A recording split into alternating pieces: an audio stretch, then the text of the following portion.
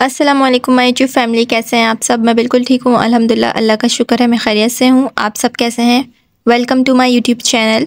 शाम का हो रहा है टाइम और मैं यहाँ पर एंजॉय कर रही हूँ चना चाट। आप लोग मुझे कमेंट्स में बताएगा कि आपको चना चाट कैसी लगती है। मुझे बेइंतहा पसंद है और अक्सर मैं चना चाट मंगवाती हूँ, उसके साथ मैं मंगवाती हूँ गोलगप्पे, मुझे बहुत ही पसंद है। वैसे भी अब सर्दियों का मौसम आ रहा है तो एक दो दफ़ा बस और हम लोग खा लें, एंजॉय कर लें, क्योंकि उसके बाद तो वैसे भी खट्टा हम लोग नहीं खा सकते हैं। और क्योंकि ज़्यादातर खट्टी जो चीज़ें होती हैं उससे गला वगैरह ख़राब होने का ख़तरा होता है, तो इस वजह से सर्दियों में ज़्यादातर खट्टा हम लोग नहीं खाते हैं। हम लोग गर्मी के मौसम में ही खा सकते हैं। थोड़ा सा भी मौसम सही हो रहा है तो इस वजह से मैंने मंगवा लिए थे कि वैसे भी अब थोड़े दिनों बाद तो थोड़ी बहुत सर्दी का मौसम हो भी चुका है। रात में अक्सर सुबह के वक्त भी बहुत तेज़ सर्दी हो रही होती है, बाकी दिन में गर्मी हो रही होती है। आज का जो टॉपिक है वो काफ़ी इंटरेस्टिंग है, क्योंकि मैं आज के टॉपिक में आप लोगों के साथ शेयर करूँगी अपनी शादी की कहानी, कि मेरी शादी किस तरह हुई, कहाँ हुई, मैं कैसे एडजस्ट हुई अपने ससुराल में। मैं सब आप लोग के साथ इंशाल्लाह शेयर करूँगी। आप लोग मेरे ब्लॉग को लास्ट तक देखिएगा। पसंद आए तो ज़रूर मेरी वीडियो को लाइक कीजिएगा।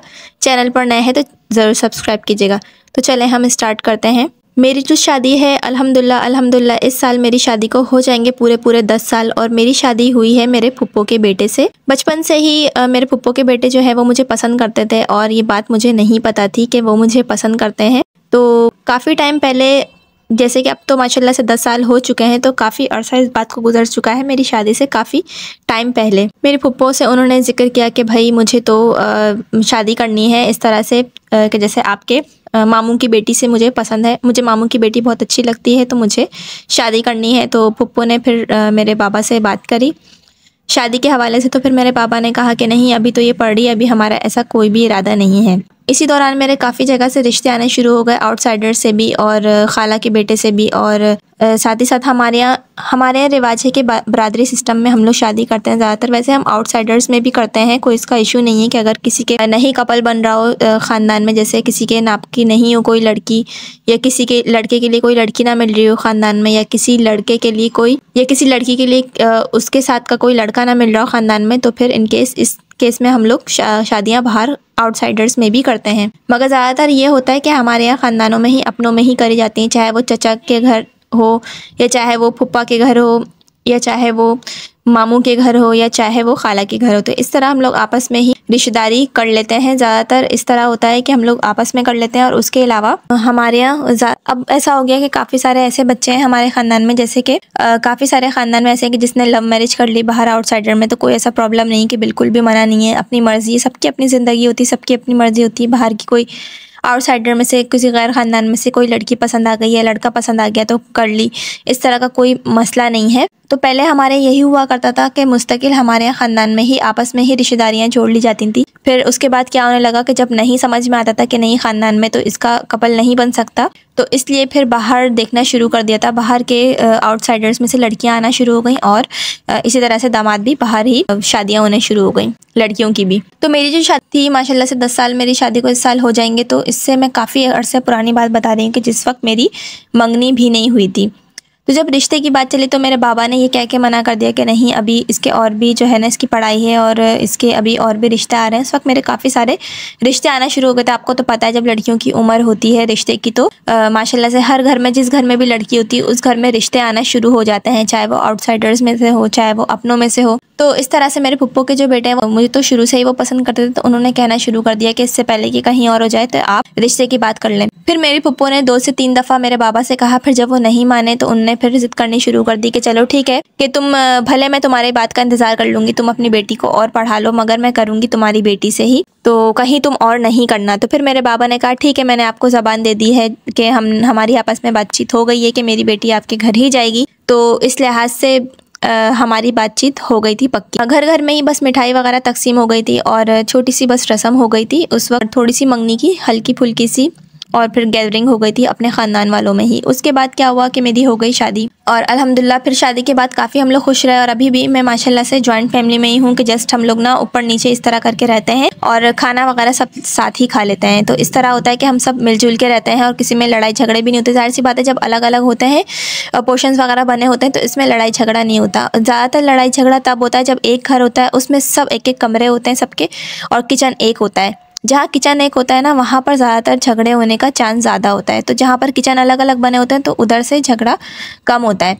तो इस लिहाज से अल्हम्दुलिल्लाह अब हम लोग सब एक साथ मिलके जुल के रहते हैं और मिलजुल के रहते हैं, और किचन भी सबके अलग अलग हैं, तो इसलिए हम लोग को बहुत आसानी जाती है, लड़ाई झगड़ा भी नहीं होता कम। हाँ, नोक झोंक तो हर घर में होती है, लड़ाई झगड़ा थोड़ा बहुत तो हर घर में होता है ससुराल में।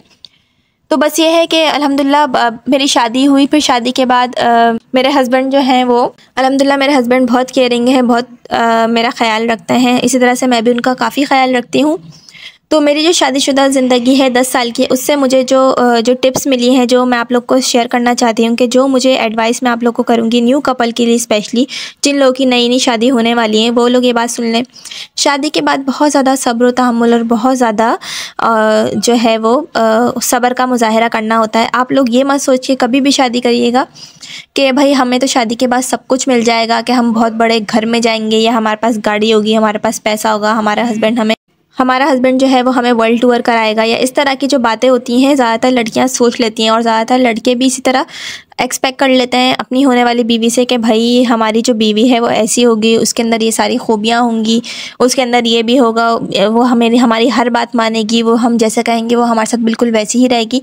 तो जब इसके बरअक्स निकलता है तो झगड़े वहाँ से शुरू होते हैं।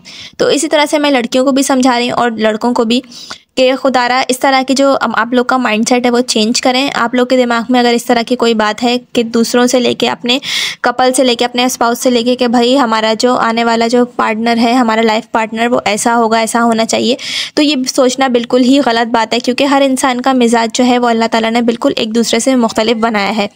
किसी इंसान में सब्र व तहम्मुल बहुत ज़्यादा होता है, किसी इंसान में थोड़ा बहुत सब्र का मुजाहिरा कोई इंसान करता है, और किसी इंसान में बिल्कुल भी सब्र नहीं होता। किसी इंसान का गुस्सा बहुत तेज़ होता है, किसी इंसान को बिल्कुल भी गुस्सा नहीं आता, बिल्कुल भी गुस्सा नहीं आता, कभी कभी आता, और किसी इंसान को बहुत ही हर वक्त चिड़चिड़ापन, गुस्सा आना जो है उसकी फितरत होती है। तो इंसान की जो अलग अलग जो इंसान की फितरत है, हम उसको नहीं बदल सकते, क्योंकि जो इंसान की फितरत होती है वो कभी भी नहीं बदलती। हाँ, थोड़ा बहुत हम चेंज कर सकते हैं ज़िंदगी में। तो बस ये है कि हम कभी भी हमें दूसरे इंसान से इतना ज़्यादा एक्सपेक्ट नहीं करना चाहिए कि भाई वो बिल्कुल हमारे रंग में रंग जाए, हमारी तरह ढल जाए, जिस तरह हम उसको ढालें वो उस तरह बन जाए। ये सब चीज़ें सोचना बहुत ही ज़्यादा बेवकूफ़ी होती है, बिल्कुल बेवकूफ़ी वाली बातें होती हैं ये, जो कि बाद में बहुत ही नुकसान देती हैं। तो हमें बस अल्लाह ताला से यही दुआ करना चाहिए कि अल्लाह ताला हमारी जहाँ भी शादी हो, चाहे ख़ानदान में, चाहे ख़ानदान से बाहर, या अल्लाह ताला या रब्बुल आलमीन हमारे शौहर को या हमारे बीवी को हम लोग हंसी खुशी ज़िंदगी सारी गुजार सकें, और हमें कोई प्रॉब्लम ना हो, जैसे एक दूसरे के साथ हम एक दूसरे के मिजाज को समझ सकें। क्योंकि शादी के बाद एक दूसरे के मिजाज को समझना बहुत ही ज़्यादा ज़रूरी होता है, क्योंकि ज़रूरी नहीं है कि अगर आपके रिलेटिव्स में भी हुई हो शादी तो आप शादी के बाद बिल्कुल ही फ़ौरन एडजस्ट हो जाएं, क्योंकि एडजस्ट होने में ना काफ़ी टाइम लगता है। हमें नहीं पता किसका मिजाज कैसा है, हमें नहीं पता कैसे फैमिली में कैसे रख रखाव हैं, कैसे तौर तरीके हैं, कैसे आदत है, हमें कुछ भी नहीं पता होता। चाहे हम रिलेटिव्स में ही शादी होकर क्यों ना चले जाएं, या हम आउटसाइडर में ही क्यों ना चले जाएं, हमें ये सारी बातें बिल्कुल तब पता चलती हैं जब हम 24 घंटे साथ रहते हैं, कि किस घर के क्या रख रखाव हैं, हम किस घर से आए हैं, और हमारे घर के क्या रख रखाव हैं, तौर अतवार हैं, आदत व अतवार है। हमारी आदत अलग होती है, और जिस घर में हम जाते हैं ज़ाहिर सी बात है उसकी अलग होती है। तो ऐसा कम ही होता है कि हम अपने घर की आदत दूसरे घर में भी करें, तो ज़ाहिर सी बात है ऐसा बिल्कुल भी नहीं होता। हर घर की अलग रस्म व रिवाज होती है, अलग रस्म व रिवाज होते हैं, और अक्सर तो ऐसा होता है कि हमारे घर में डिफरेंट तरह के खाने बनते हैं, और दूसरे जिस घर में हम लोग शादी होकर जाते हैं उसमें अलग तरह के बनते हैं। तो ज़ाहिर सी बात है हमें उनके ही तरह के खाने ही बनाने होते हैं, तो हमें उनके ही ज़्यादातर मिजाज के साथ हमें एडजस्ट होना होता है। तो इसलिए दूसरों के जो है हम ख्याल रखेंगे, दूसरों के घर में जब हम जा रहे हैं शादी होकर, या हम कहीं और से लड़की लेके आ रहे हैं, कि उसका क्या मिजाज है। कभी भी किसी को फोर्स नहीं करना चाहिए कि वो हमारी तरह बन जाए। हाँ, अगर वो खुशी से हमारी तरह हमारे साथ उठे बैठे या हमारे साथ बात करे खुशी से, तो वो उसकी अपनी मर्ज़ी, उसकी अपनी ज़िंदगी, मगर ज़्यादातर कोशिश करनी चाहिए कि हमें कोई हक़ नहीं बनता कि हम किसी को फ़ोर्स करें कि तुम हमारे रंग में रंगो, या तुम हमारी तरह, जिस तरह हम रहते हैं तुम उसी तरह रहो। हमें कोई हक़ नहीं बनता हम किसी को भी फोर्स करें। तो ये सारी जो छोटी छोटी टिप्स होती हैं, ट्रिक्स होती हैं, ये सब बहुत ही शादी के बाद काम आती हैं। जो शादी के बाद जो ज़िंदगी होती है वो असल तब शुरू होती है ससुराल में। अक्सर लड़कियां ऐसी होती हैं शादी के बाद डायरेक्ट उनका अलग घर होता है, उनकी बात अलग है, मगर जो ससुराल का मामला होता है वो थोड़ा सा डिफरेंट होता है। ज़ाहिर सी बात है किसी का ससुराल होता है कम लोग होते हैं, किसी का ससुराल होता है उसमें बहुत ज़्यादा लोग होते हैं, तो उसमें एडजस्ट करना थोड़ा सा लड़की के लिए मुश्किल हो जाता है। मगर अब अगर हस्बैंड अगर कोऑपरेटिव हो, बात को समझने वाला हो, सुनने वाला हो, तो लड़की की ज़िंदगी ससुराल में काफ़ी आसान हो जाती है। और अगर इसके बरअक्स हस्बैंड बिल्कुल भी ना सुने, वाइफ की कोई भी बात नहीं सुनता वो, कि उसके साथ क्या मसले मसाइल चल रहे हैं, उसकी बिल्कुल भी एहसास नहीं करता अपनी वाइफ का, तो काफ़ी मसले मसाइल खड़े हो जाते हैं। शादी के बाद बहुत ही झगड़े और लड़ाइयाँ शुरू हो जाती हैं। तो ज़्यादातर यही हमें करना चाहिए कि ज़्यादा हमें एक्सपेक्टेशन नहीं रखनी चाहिए, और किसी की बेटी को लाके उसको जो है उससे लड़ना झगड़ना या उसकी बात को ना समझना, उससे लड़ाई झगड़ा करना, ये बहुत ही गलत बात होती है। इसी तरह हम भी अपनी बेटियों को यही सिखा के भेजें कि देखो, थोड़ा पहले तो तुम थोड़ा सब्र और तहम्मुल का ही मुजाहिरा करना। हाँ, अगर बहुत बात ख़राब होने लगे तो तुम कुछ सोचना कि इस बारे में क्या करना चाहिए, मगर ज़्यादातर तुम सब्र और तहम्मुल का मुजाहिरा करना। अक्सर घरों में मैंने देखा है कि ये होता है कि अगर लड़की कुछ नहीं जवाब दे रही होती किसी बात का, तो लोग ज़्यादा ही उसके साथ बुरा सलूक करना शुरू हो जाते हैं कि चलो इसको तो कुछ समझ ही नहीं आ रही है, ये तो कोई जवाब ही नहीं देती है।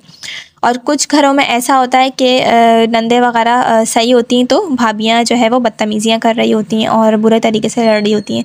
वैसे ज़्यादातर यही होता है कि ससुरालों में जो झगड़ा होता है वो किचन की वजह से शुरू होता है, कि एक इंसान काम कर रहा होता है और दूसरा इंसान जो है वो चालाकियाँ दिखा रहा होता है, काम नहीं कर रहा होता या बिल्कुल भी एहसास नहीं कर रहा होता, और दूसरे इंसान को बिल्कुल ही रोबोट समझता है। तो इस लिहाज से झगड़े ससुराल में शुरू हो जाते हैं किचन की वजह से। और ज़्यादातर और भी बहुत सारी बातें होती हैं जिसकी वजह से हस्बैंड वाइफ की जो प्राइवेट ज़िंदगी होती है उसमें बहुत ज़्यादा मुदाखलत हो जाती है, या इस तरह की कोई भी बात होती है, हस्बैंड वाइफ एक दूसरे को टाइम नहीं दे पा रहे होते, तो इन सारी वजह से भी झगड़े अक्सर बढ़ जाते हैं।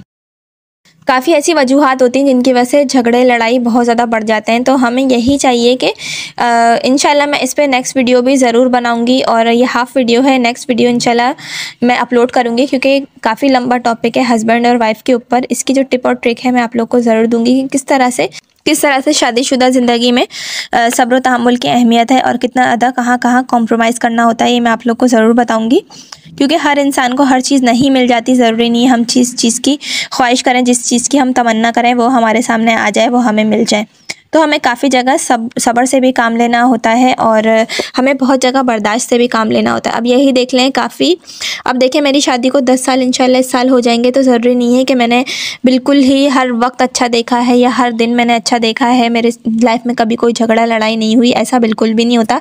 हर इंसान की ज़िंदगी में ऊँच नीच आती, उतार चढ़ाव होता है, ज़िंदगी तो है ही इसका नाम ऊँच नीच का। तो इस वजह से कभी भी घबराना नहीं चाहिए। इस तरह के जो अगर घर में सिचुएशन हो जाए, हमेशा सब्र तहम्मुल से और दिमाग से और हौसले से इस वक्त से मुकाबला करना चाहिए। तो आप लोग ज़रूर मेरी इन सारी बातों को नोट कीजिएगा, और नेक्स्ट टॉपिक में इंशाल्लाह मैं हाफ जो रह गई हैं बातें वो भी मैं आप लोग के साथ टिप्स और ट्रिक्स शेयर करूँगी कि किस तरह से हस्बैंड और वाइफ मिलजुल के एक साथ घर को खुशगवार बना सकते। आज के ब्लॉग में मैंने आप लोग के साथ शेयर किए बहुत ही ज़बरदस्त सी होममेड रायते मसाले की रेसिपीज़। रायता मसाला बना के आप लोग एक जार में रख लें, और इससे बहुत ही आसानी होती है। घर पे जब भी कभी गेस्ट आए तो फ़ौरन से रायता रेडी हो सकता है। फ़ौरन से दही फेंटा और उसमें रायता मसाला शामिल कर दिया। ज़रूर आप लोग ट्राई कीजिएगा। और उसके अलावा मैंने आज के व्लॉग में आप लोग के साथ भिंडी गोश्त की भी रेसिपी शेयर की है। अगर आपको मेरा आज का व्लॉग अच्छा लगा हो तो मेरी वीडियो को आप ज़रूर लाइक कीजिएगा। चैनल पे अगर आप मेरे नए हैं तो चैनल को आप ज़रूर सब्सक्राइब कीजिएगा। मिलती हूँ मैं आपसे नेक्स्ट व्लॉग में, जब तक के लिए अल्लाह हाफिज़।